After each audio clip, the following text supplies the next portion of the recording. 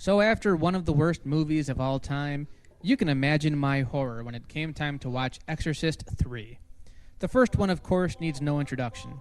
It's one of the most acclaimed horror films of all time. While I don't really think it's anything special, maybe in 1973, but it hasn't aged well, it's overall a creepy experience, and it's a departure from what I'm used to. It's not a slasher, and parts of it are genuinely scary. Then there's Exorcist II, which was directed by a guy who didn't like the first movie. Go figure. Aside from overdramatic acting, bland set pieces, droning sound effects, and half-baked special effects, it doesn't have a lot to do with the first movie. It tries to continue the story, but it just doesn't do it well at all. It was an unnecessary sequel, to say the least, and they gave it to the wrong person. Again, let me stress, he hated the first movie. So going into part 3, as you can imagine, I didn't know what to expect. I didn't think it could get any worse, but Exorcist II put such a bad taste in my mouth that I didn't really think it was possible to do a sequel to the first movie and do it justice. I will say this, just the fact that the writer of the original book, William Peter Blatty, wrote and directed this film piqued my interest a little. But that isn't saying much. A lot of writers don't understand the differences between film and literature, and the two don't always gel together. In my opinion, whenever Stephen King attaches himself to a film project, it just doesn't hold up when compared to his novels. If you're really lucky, you get Frank Darabont, who knows how to make an A-plus picture. With that being said, I have one word to describe Exorcist III. Decent. Yeah, it's not bad. Unlike its terrible precursor, it's at least watchable, and it has some pretty eerie moments. Although this one's one of those movies where you really have to pay attention to the dialogue, because that's where the creep factor comes into play. The visuals, again, are pretty trippy and lack context. As a matter of fact, if it weren't for all the references to the first film, this could be a standalone movie. From the outset, it really has very little to do with that film. In some ways, less than Exorcist II. I've never read the novel, but this movie is actually based on another William Blatty book, Legion, which was the original novelized sequel to his first book, The Exorcist. It carries on the character of Kinderman, the officer formerly played by Lee J. Cobb in the first movie, as he investigates a series of murders, of which 2 of the victims were priests. When his friend Father Dyer, again played by another actor than before, is found murdered in his hospital bed, Kinderman comes to the alarming conclusion that whoever is responsible is repeating the patterns of the Gemini killer, who was sentenced to the electric chair 15 years ago, during the events of the first Exorcist. So the basis of the story in Exorcist III makes no reference to the plot of the first movie. So what makes this a sequel? Let's find out. Now I'll say this review will probably have some spoilers, so if you want to see the movie for yourself, exit out of your browser right now. The film opens with some haunting visuals that, while effective, don't really have any meaning. There are visuals like this all throughout the movie, but they mainly serve as gotcha scares and happen at the most opportune times, like when you're leaning in to hear something the actors have to say.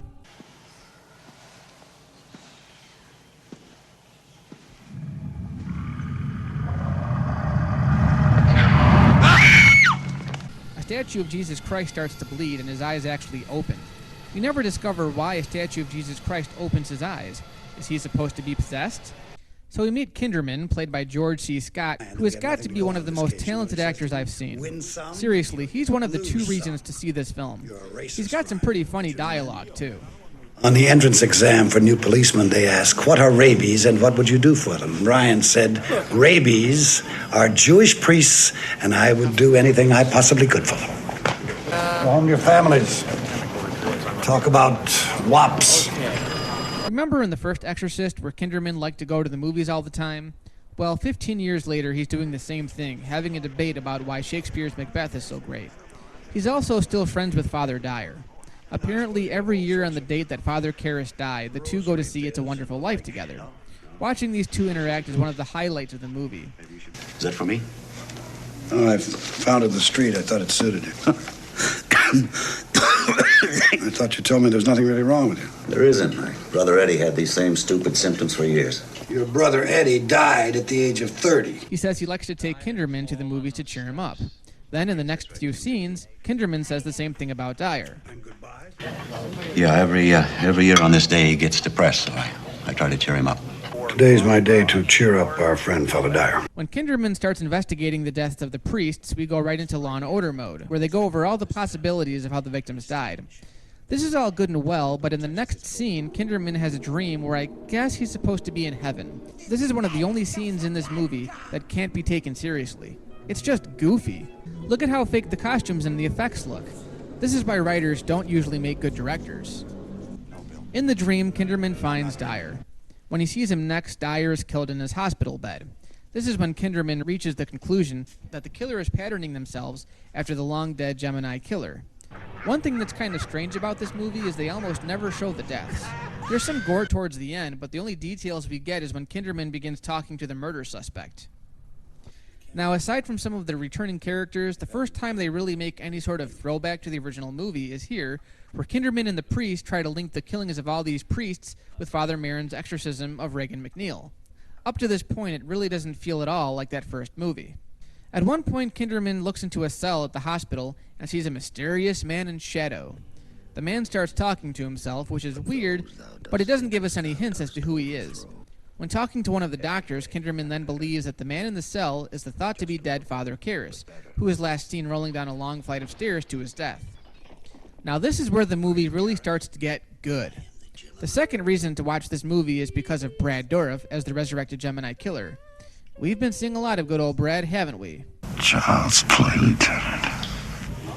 Father Morning, please. So we find out, and here's the main spoiler, that the Gemini killer possessed Father Karras' body just as he was dying and is just now starting to wreak havoc. There are a few of these scenes where the Gemini killer is just talking to Kinderman about his plans, and they go on for a really long time. But seriously, just Brad Dourif's performance alone is reason to watch this movie. No joke. Tell the press that I am the Gemini, Lieutenant. Final warning. The last hour goes by pretty fast. Kinderman tries to figure out how the Gemini killer is getting out of his cell. Probably the scariest part of this movie is right here with the nurse.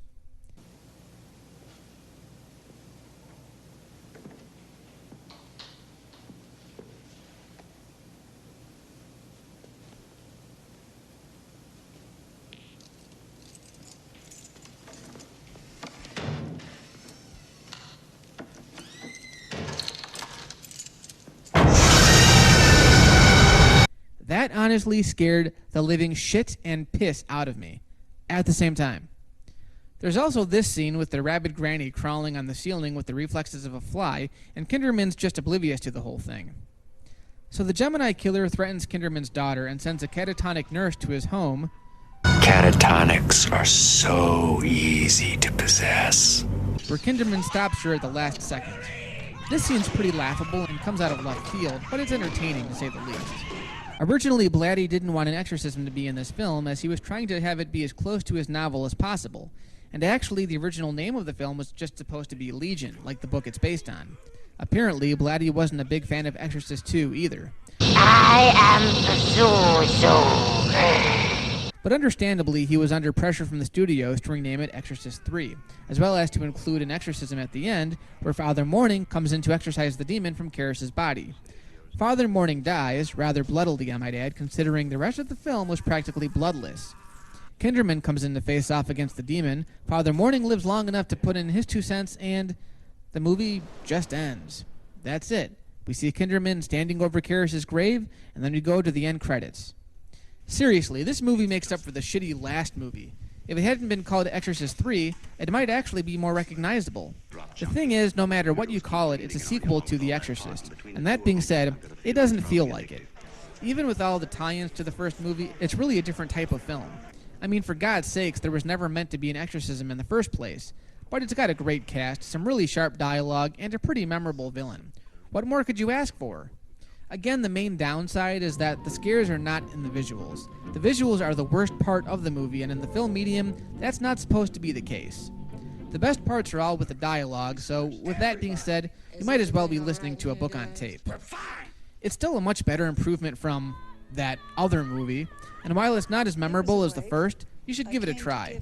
It's the 2010 to Stanley Kubrick's 2001. It's not a masterpiece, but you'll get your money's worth. What are you doing? I need some lemon drops. We'll be late for the start of the picture. I once spent a year hearing children's confessions, and I wound up a lemon drop junkie. Little weirdos keep breathing it on you along with all that pot, and between the two of them, I've got a feeling it's probably addictive. The Gemini is dead. No, I am not! I'm alive!